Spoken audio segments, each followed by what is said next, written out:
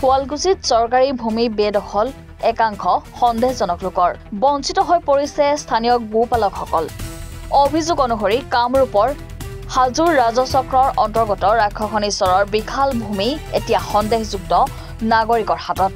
শ শ বিঘা ভূমিৰে আগুৰি থকা আজ্ঞাথুৰি, দলিবাৰী, শিঙিমাৰী, গন্ধমৌ আৰু ৰৌমাৰীকে ধৰি কেইবাখনো গাঁৱৰ ৰাইজৰ প্ৰায় ৩,০০০ গৰু মহৰ বিচৰণস্থলী হিচাপে ব্যৱহাৰ কৰি আহিছিল এই অঞ্চলটো।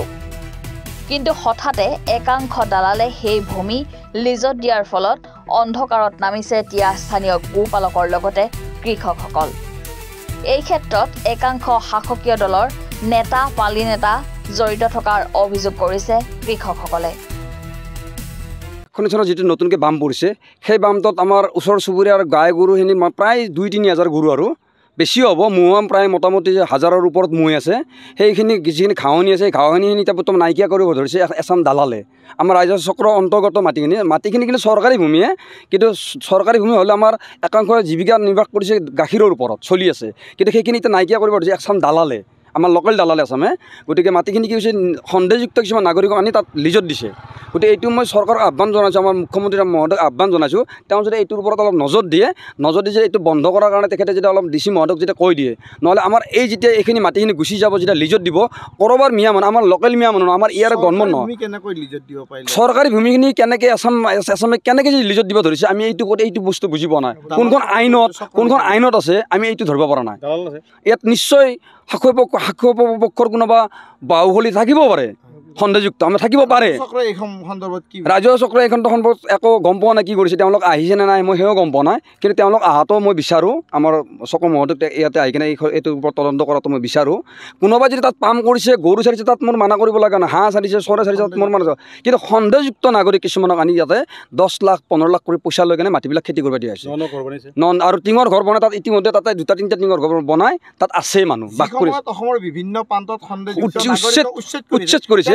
আৰু নতুন কৰি তেনে সময়ত মুখ্যমন্ত্ৰীৰ সমষ্টিত কেনেকৈ তেনে সময়ত আমাৰ মুখ্যমন্ত্ৰীৰ সমষ্টিত তেওঁ নিজৰ সমষ্টিত আজি নতুন কৰি তাত ঘৰ বনাবলৈ আৰম্ভ কৰিছে। আজি মই এটা নিজ চকুৰে দেখা পাইছোঁ, কালি মই 2টা দেখা পাম। যদি ৩ নম্বৰটো নহয়, তাৰ বাবে মুখ্যমন্ত্ৰী মহোদয় যেতিয়া তাৰ ব্যৱস্থা এটা কৰে। তাত হয়তো জন্ম পোৱাৰ আগৰ পৰাই আমি এটা মস্ত এটা চৰ আছিল।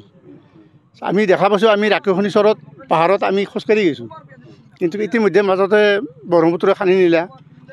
আগতে কিন্তু ইয়াতে কিছু মাটি আমাৰ গণমৰে, আগাথৰিৰে, আমাৰ গাঁৱৰে এনেকৈ আমি লগে লগে খেতি কৰিও খাইছিলোঁ।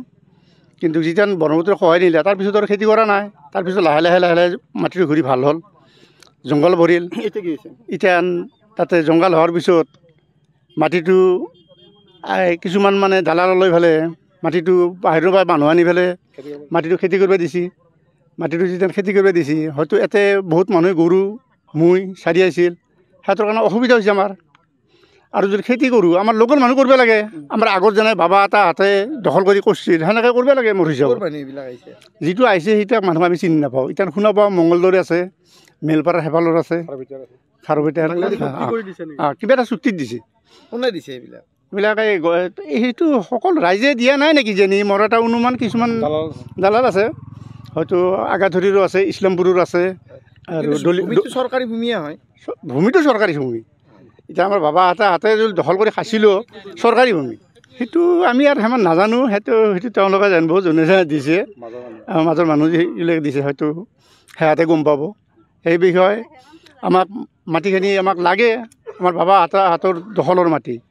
যদি আমি খেতি কৰি যদি খাওঁ, আমাৰ লোকেল মানুহ খেতি কৰিব লাগে মোৰ হিচাপত। এতিয়া বাহিৰৰ মানুহ খেতি কৰিব নালাগে মোৰ জ্ঞানত। এইখিনি কৈ মই মুখ্যমন্ত্ৰীৰ অনুৰোধ যাতে বস্তুখিনি আমাৰ লোকেল মানুহ কৰি খাব লাগে, নহ'লে আমাৰ ৰিজাৰ্ভ হৈ থাকিব লাগে, খেদিব লাগে।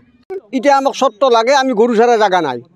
এই কথা এতিয়া তাতে ঘৰ দুৱাৰ মানে মানুহ মাকে তুলে কৈছে এইগিলা নাজানো কৰ বিদেশী মানুহ সন্দেহজনক ক'ৰবাৰ পৰা আনছি, আনি কিনে লিজত দিছে মাটিটো ৫ লাখ ১০ লাখ ১৫ লাখ। প্ৰশাসনৰ খবৰে নাই এইগিলা না, প্ৰশাসনৰে দালাল কি জানি কি ঠিক আছে। গাঁওপ্ৰধানে এইগিলা খবৰে নাই, একো বিচাৰে কৰা নাই। কিমানমান মাটি তেওঁলোকে দখল কৰিছে ইতিমধ্যে হিচাপ নাই, ৩০০-৪০০ বিঘা গিলি দখল কৰিছে। হয়, কিন্তু আপোনালোকৰ গৰু বা মৌচাৰী আছিল সেইসকল মানুহৰ কি অৱস্থা হ'ব এতিয়া? সেইবাৰ তাকে গৰুৱে নিব নোৱাৰা, আজি ঠেং কাটছে, কালি ভৰি কাটছে, গৰুৰ কোবে মাৰি ফেলছি। তাতে তাকে যাওয়া অত্যাচাৰ কৰে আৰু গৰু তাতে মাকে কৰা গেলাই এই মানুহবিলাক ক'ৰ পৰা আছে এই মাকে এইগিলা চব বিদেশী মানুহ আমাৰ এই অঞ্চলত আমি চিনিয়ে নাপাওঁ মুখ্যমন্ত্ৰী যি গতিকে বিদেশী মানুহ খেদি আছে বা উচ্ছেদ ঘূৰি ঘূৰি দুখতে বাহাই দিছে আমাৰ তাৰ সমষ্টিতে তেওঁৰ সমষ্টিতে দেখো বাহা দিছে কথা নহয় ঘৰ বনাই আছে সেইগিলা টিঙৰ ঘৰ বনাই বনাই আছে মানুহকে ফেন চেন চব ফিট কৰি লৈছে চলাৰ তলাৰ এই আছে সেইগিলাই জড়িত আছে এই দলৰ মানুহে জড়িত আছে এইগিলা স্বত্ব মুখ্যমন্ত্ৰী আমাক এই স্বত্ব উলিয়াই দিব লাগে সেই কথা এইগিলা উচ্ছেদ কৰি দিব লাগে এটা 5 বছৰৰ কাৰণে দিছোঁ চৰকাৰী মাটি আমাৰ আগৰ চৰকাৰী মাটি সেইগিলাখান আৰু তো হেৰি নহয় নহয় এইগিলা চৰকাৰী মাটিয়ে খেতি কৰা গিলাখান আপোনালোকে চুক্তি কৰিছে কিমানত চুক্তি কৰিছে এটা 5 বছৰত 5 লাখ টকাকে ক'ৰ মানুহ দিছে এইটো মেলপাৰা ৰামদিয়া আৰু হেৰি আছে আৰু আধাপাৰাত আছে আৰু ক'ৰ আছে বা আগাতীৰ হেৰিৰো আছে বুলি শুনিছোঁ কেইজনমান মানুহ দিছে মানুহ এনেই সিহঁতে 15-20 জন আছে আপোনালোকে কেইজন মানে আমি 12 জন এখন আছে তাৰপাছত মিণ্টু আছে আৰু হেৰি কি নামটো জেউৰুল আৰু তাৰপিছত গলক আছে গলকহাটো আছে আৰু আপোনাৰ এই হেৰি নামান আছে আৰু ৰফিক আছে আৰু হেৰি আফজাল আছে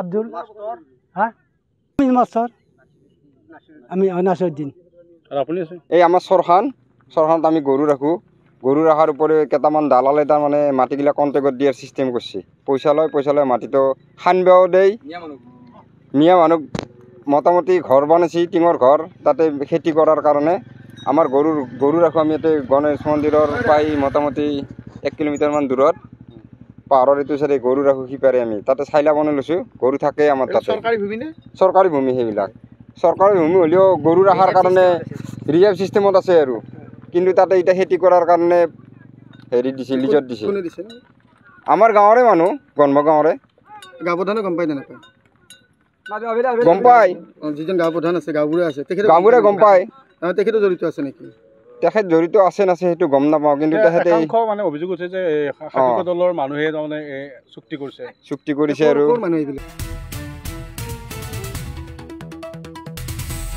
শুৱালকুছিৰ পৰা মৃণাল দাসৰ ৰিপৰ্ট এনি ভাৰত 24